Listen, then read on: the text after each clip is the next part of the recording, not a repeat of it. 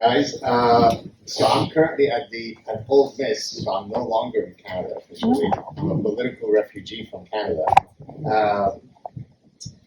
So first I wanted to say that it's great to be at the University of Chicago because I'm reading right now a book by a biography on Thomas Sowell.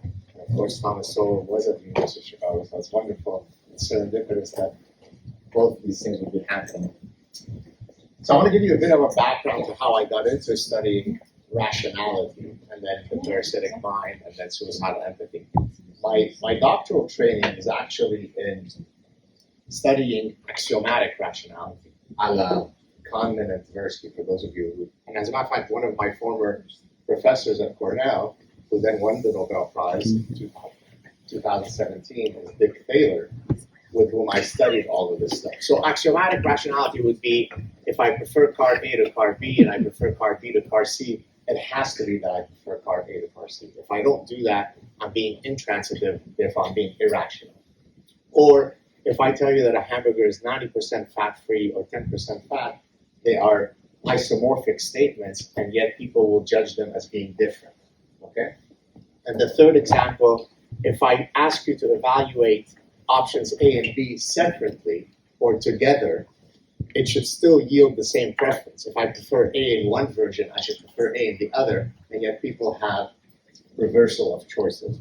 And so my original training was in studying rationality within this very restrained sense of rationality, axiomatic rationality. But then how do you explain the irrationality of saying that women too, and men too can menstruate, men can bear children, mathematics is white supremacy? That can't fit axiomatic rationality. There must be something else that leads otherwise reasonable people to have such insane beliefs. And so this led, I want to give you sort of a background first, like a 30,000 page view. This led to two books. This is not the actual book cover of Suicidal Empathy, but I like it because hashtag sheep for wolves, hashtag queers for Palestine, hashtag geese for foie gras, right?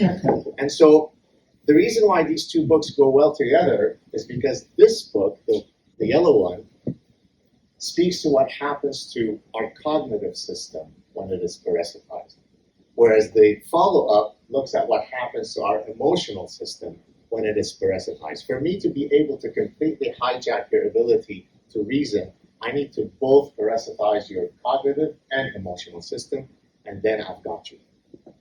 Now, what's the background? How did I sort of develop the framework for applying neuroparasitology to these ideas, these bad ideas? So on the top, you have the spider wasp. The spider wasp is much smaller than the spider that it parasitizes. It stings it, rendering it hapless, takes it to its burrow in vivo, lays its eggs on it, and then as the offsprings hatch, they eat it in vivo. Well, political correctness is akin to the spider wasp sting, right? We all walk to the abyss of infinite lunacy, nodding our heads, yes, yes, men too can menstruate, right? Of course, many of you have heard of Toxoplasma gondii, which can parasitize human minds, but the classic example would be the mouse, which should have an evolved fear of cats. When it is parasitized by Toxoplasma gondii, it becomes sexually attracted to the cat's urine, which is not a good mating preference to have. I'll skip this one. It's a neuroparasite that affects ungulates. But this one is a really good one because a lot of my terms end up going viral. And so now, if you often hear me say, oh, look at this wood cricket, you'll now know where it's coming from. The wood cricket abhors water. It wants nothing to do with water. But when it is parasitized by a hairworm, the hairworm needs the wood cricket to jump into the water in order for it to complete its reproductive cycle. And therefore, once it is parasitized, it loses its fear of water and is perfectly happy to commit suicide. And you'll see how we then come to suicidal empathy in a few minutes. Okay. Now, already the book is not out yet. Suicidal empathy is not out yet, but there's already been a million hit pieces on me. I am the Jewish puppeteer behind Elon Musk, who's trying to usher a dark world where empathy is eradicated. mean, that's the kind of stuff you're up against when you do the kinds of things that I do. Well, of course, that's not true. Empathy is an evolved virtue. We are a human species, a social species. It makes perfect sense for us to have cognitive empathy, theory of mind, emotional empathy. But like Aristotle explained to us several thousand years ago, all good things in moderation, to the right people, in the right amount, to the right context, and so on. Right? So in my previous book, Happiness Book, I have a whole chapter on the inverted U. It turns out that it's probably the most universal law that you could think of. It applies at the neuronal level, individual level, ecological level, economic level. Too little of something is not good. Too much of something is not good. Life is about finding the sweet spot. Yes, let's apply it to empathy. You don't have any empathy, you're a psychopath. You have too much empathy, you have my next book called Suicidal Empathy. Okay. Let me give you a bit of the framework I use to explain how suicidal empathy would come about. I argue that it is a maladaptive misfiring of an otherwise adaptive process. So that's a mouthful, so let me give you concrete examples. OCD is a debilitating condition, right? But it is rooted in an adaptive process. Earlier today, I had some stomach issues, and then Dorian didn't quite shake my hand. I know it's okay, no. And it's not a virus, but sometimes when I travel, I have stomach issues. It makes perfect evolutionary sense for him to have had that reticence. If he had seen me sneezing into my hand, and then I go to shake it, he might then go and wash his hand discreetly because he doesn't want to catch my cold. So washing your hands, scanning the environment for environmental threats makes perfect evolutionary sense. Sitting for 8 hours, washing your hands so that you can't make it to work, so that your skin is falling off and scalding hot water, that becomes maladaptive. Let's take another example. Compulsive buying, in a psychiatric sense, is an actual psychiatric dysfunction. It largely afflicts women. But it doesn't afflict women in a way that they hoard anything. They don't hoard lawnmowers. They don't hoard, cameras. They hoard beautification products. So you take a process that would have been adaptive, which is to go out and to beautify yourself in the making market, and now you render it hyperactive, and it becomes a psychiatric dysfunction. The same thing applies to empathy. Empathy is great, as I said, in the right place, right amount, to the right people, and so on. I also argue that suicidal empathy is, again, I call it civilizational seppuku. Seppuku is the ritualistic suicide that not only samurai, but largely samurai would engage in to kill themselves to redeem their honor. They've done something to lose their honor, and now the only path of redemption for me is to engage in this ritualistic suicide. Well, you can imagine how suicidal empathy is exactly that. We are a terrible society that is sitting on stolen land, that is transphobic, that is white supremacy, that hates black people, that hates everyone. The only way for us to redeem ourselves is to commit civilizational seppuku. And once you understand that mechanism, you suddenly see that nearly every domestic and foreign policy that has led to disastrous consequences in the West stems from this dysregulated empathy. All right, let's talk about some wood crickets in human form. Of course, queers for Palestine are wood crickets. If you have a queer identity, more power to you. Rah rah, good for you. Now, if you present yourself to the world in your queer identity, then should you be putting all of your support behind Tel Aviv, which is officially one of the most queer-friendly places in the world, short of New York, San Francisco, Montreal, my hometown?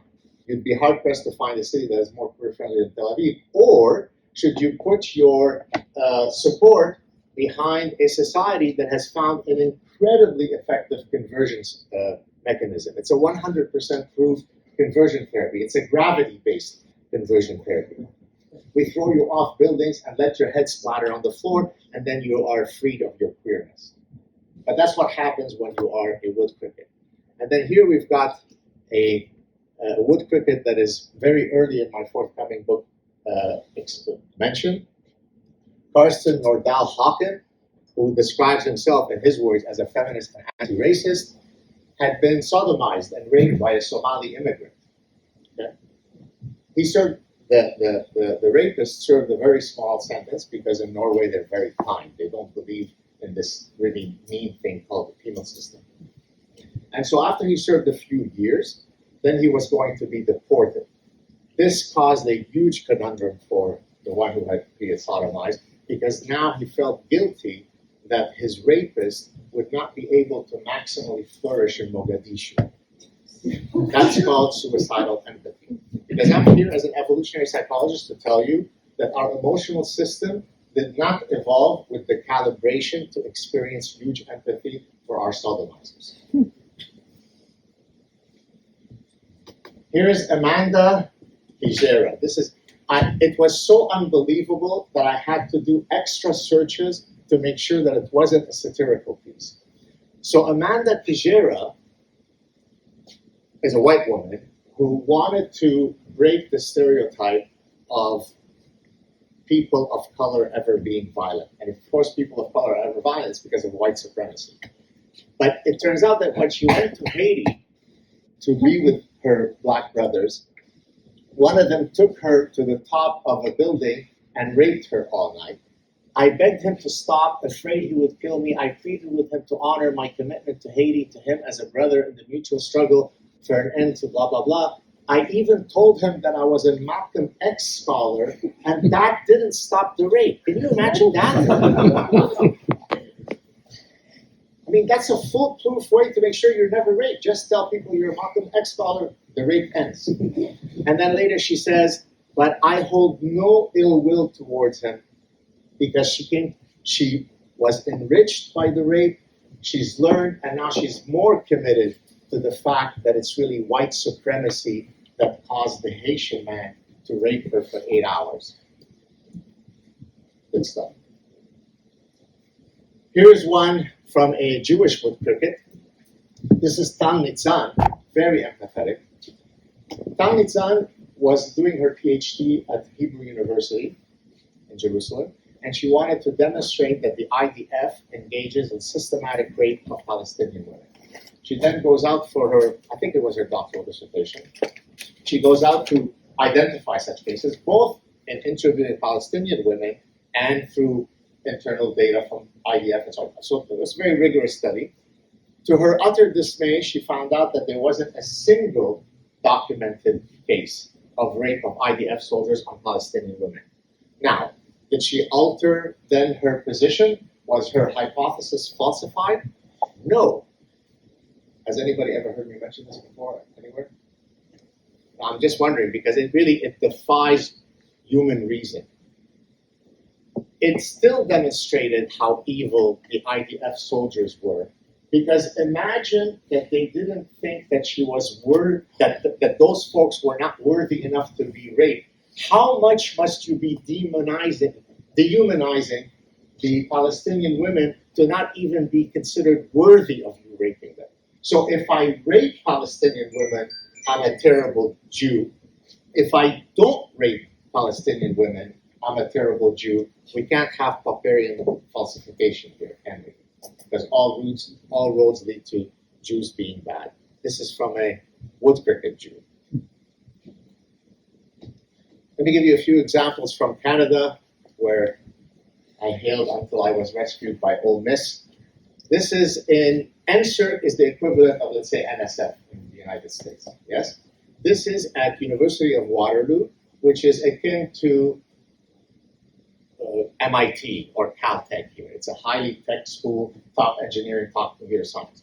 So in their computer science school, by the way, my background is in computer science and mathematics, they have two positions open for endowed chairs by the Canadian government. So this is the most prestigious professorship. Position one in all areas of artificial intelligence, because artificial intelligence is now a really hot thing. Yes? This is not Saad satire. This is a screenshot of the actual call for applications. The call is open only to qualified individuals who self-identify as women, transgender, gender fluid, non-binary, or two-spirit. Alan Turing, who, yes, he was gay, but was none of those things, could not get this job. Alan Turing. This is 21st century in Canada at one of the leading universities. Let's go on. My own university in Canada, its top objective in its 5-year mission statement is to decolonize and to indigenize the entire curriculum. You study distribution of prime numbers, decolonize that asshole. I study evolutionary psychology, psychology of decision making, consumer psychology. I have to decolonize and indigenize that. I don't do that. That's why I'm like old mess right now. Here's another one. I don't know if you could read it. This is also at Concordia.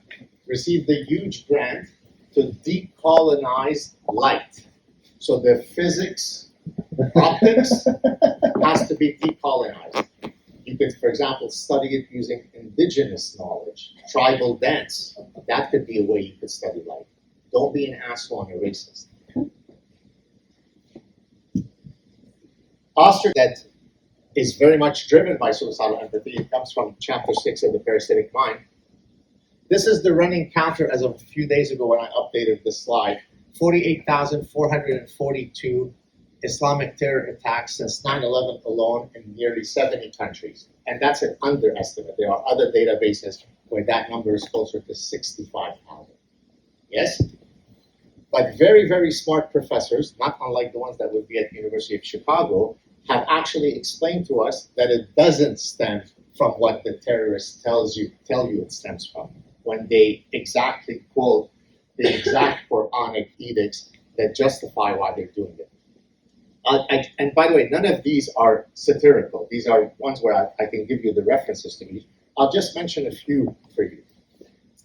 I bet you didn't know that the Belgian Islamic terrorists a few years ago, when they screamed Allahu Akbar as they killed many people, it was actually due to lack of adequate exposure to art.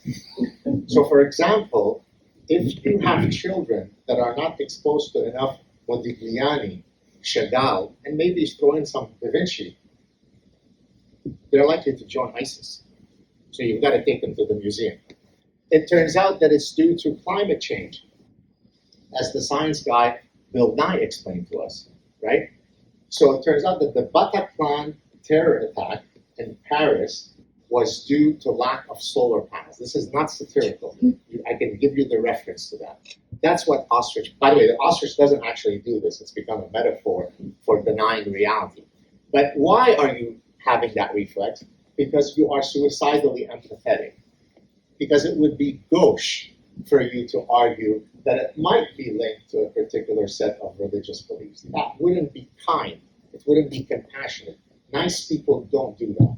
So you come up with endless other explanations, many of which are generated by professors. This is up and down England for the past 30 years. Lower end of the estimates, 250,000. Upper end of the estimates, up to about 1 million British white girls have been raped. Not exclusively but by an extraordinarily greater statistical probability of men that come from one particular background. I'm just going to read you here a few of the names. Muhammad Irfaz, Muhammad Azim, Mansour Hassan, Muhammad Akram, Niyaz Ahmad, Muhammad Imran Ibrar. I put this exact figure up on my social media, and I said, I'm not smart enough.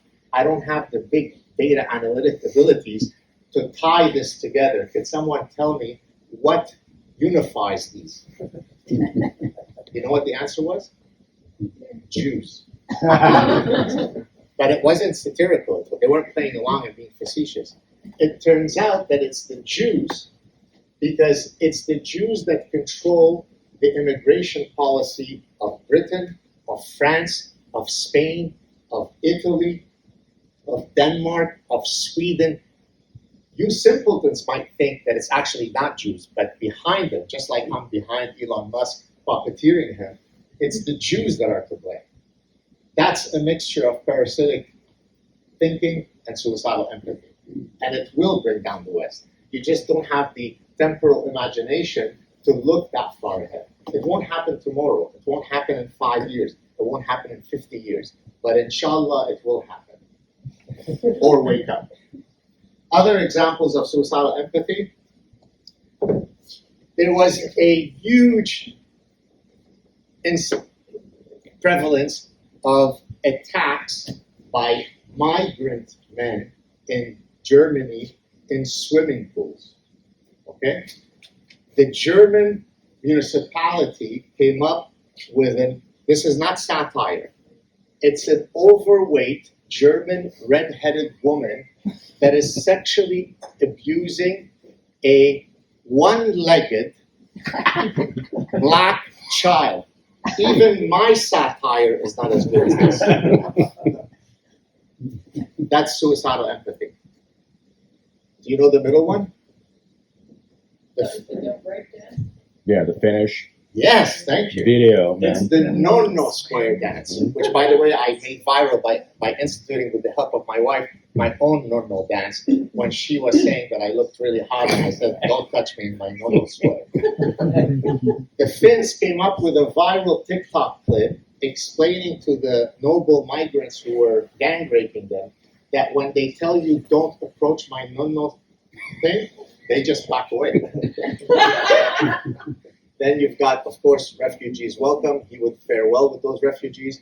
We've got this minister that says that we are all Muslims. Here we've got this guy who killed the young Ukrainian woman who'd been arrested 1 million times. Because you have to give people a second chance. And by second chance, it means 187th chance, right? And then here, of course, you shouldn't be arrested. You shouldn't be dealing with the homeless crisis because they don't have personal agency. None of the reasons why they are in the current lot that they are stems from their internal locus of control. It's all due to external. Therefore, by punishing the homeless or by punishing repeat felons, you're only re-victimizing them since they are the victims. That's what suicidal empathy is. I'll do probably another 3 minutes, so we'll have maybe 5 minutes for questions. Additional examples of suicidal empathy. Well, of course, the U.S. most recent addition to the Supreme Court, we've got this beautiful woman, Dylan Mulvaney, and we've got a stunning woman, Leah Thomas. That until 15 minutes ago, the 117 billion people that had lived on Earth, that's an actual real estimate, were able to fully and unequivocally navigate through the very difficult conundrum of what constitutes a male and female phenotype. But now, through progressive science, we know that's no longer true. And that's why we're having these really important debates of how do we know what's a male or female? And then here, of course, it turns out that being overweight is really an attack. It's a form of white supremacy. Just if you're a physician and you tell your patient you're 40 pounds overweight, he needs to lose weight, this book explains to you that it really, that reflex to medicalize and pathologize obesity stems from the slave trade. And then in this case, no empathetic person that cares about Mother Earth would ever go through the terrible trajectory of actually considering having children. And therefore, that's why many people are foregoing having children. So to end it, how to save the West. And this is not a full exhaustive list, but a good one. And it's how to save the West and how to save the universities, if you like. Pursue knowledge unencumbered by ideological activism. No knowledge is forbidden if gathered objectively using the scientific method. Freedom of speech, freedom of inquiry, and the pursuit of truth are deontological principles. They're not consequentialist principles. Number 3, a just society is rooted in the ethos of a meritocracy. As E.O. Wilson famously explained to us, he's an entomologist. When he was asked about, what do you think, Professor Wilson, about socialism / communism? Congratulations, by the way, on Mamdani. looks like a really exciting guy to turn the capitalist city into a socialist hellhole. Well, he explained to us, E.O. Wilson, he said, great idea, wrong species. So it's wonderful for ants to be communistic because they actually have a phylogenetic history that would have promoted that type of communal living. Human beings are not social ants. Number 4, proudly and unequivocally defend Western values. There's nothing racist in you saying some cultures are superior to others. Hence, all cultures, religions are not equal. Cultural homophily matters. I gave a talk recently in Iceland, and I asked them openly to the audience, I said, would it be, you have about 400,000 people here. Do you think that if 150,000 Danes were to be dropped into Iceland versus 150,000 people from Waziristan, do you think there would be a difference in the capacity to assimilate? You should have seen the squirming and wiggling that they were doing. Everybody knew the answer, but it was mean to say it. Yeah. Number 6, exhibit zero tolerance for seditious belief systems. Number 7, which is really relevant to my forthcoming book, adaptive empathy is wonderful. Suicidal empathy will destroy our civilization. All ideas, beliefs, and ideologies are open to criticism, debate, mocking, ridicule, and other forms of scrutiny.